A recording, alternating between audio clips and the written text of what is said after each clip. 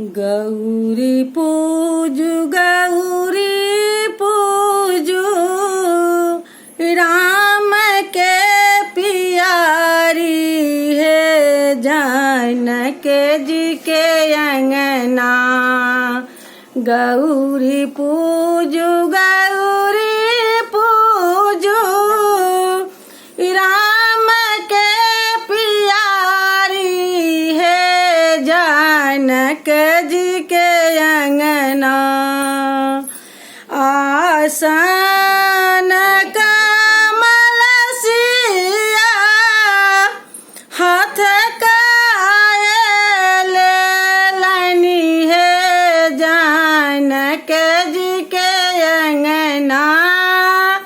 चली भेली गिरे जा मंदिर है जानक जी के अंगना।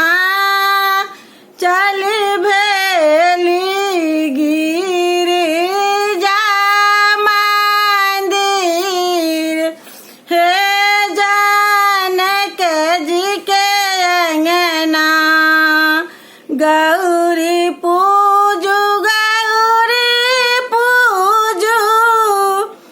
राम के पियारी है जानक जी के अंगना।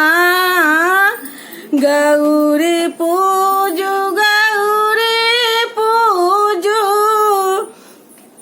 राम के पियारी है जानक जी के अंगना। फूला बेल पत्र सिया साज भरी तोरलनी है जानक जी के अंगना। फूला बेल पत्र सिया साज भरी तोरलनी है जानक जी के अंगना। देलनी गौरी के चढ़ाई है जानक जी के अंगना। देलनी गौरी के चढ़ाई है जानक जी के अंगना। केरा नारियल सिया लेलनी नबा थाली है जानक जी के अंगना।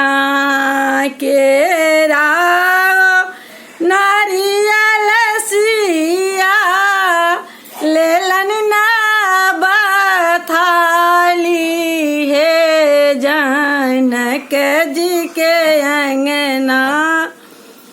चली भेली भोग लगाई है जानक जी के अंगना। चली भेली भोग लगाई है जानक जी के अंगना। सिंदूर सपरी सिया हाथ कायल लनी है जानक जी के अंगना।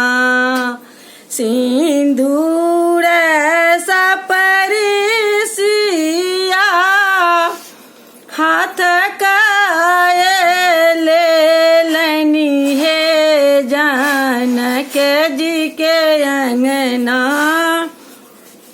चली भेली गौरी पूजन है जानक जी के अंगना। चली भेली गौरी पूजा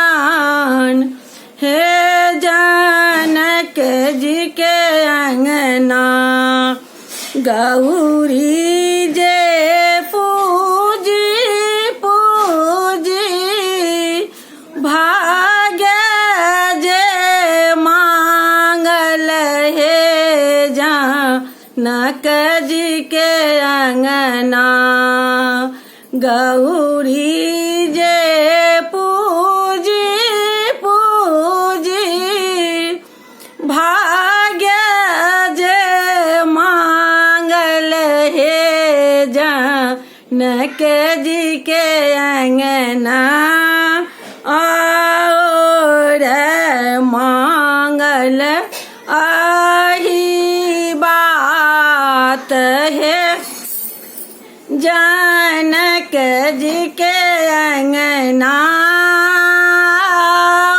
और मांगल आही बात है जानक जी के अंगना गौरी पूजू गौरी पूजू राम के पियारी है जानक जी के अंगना।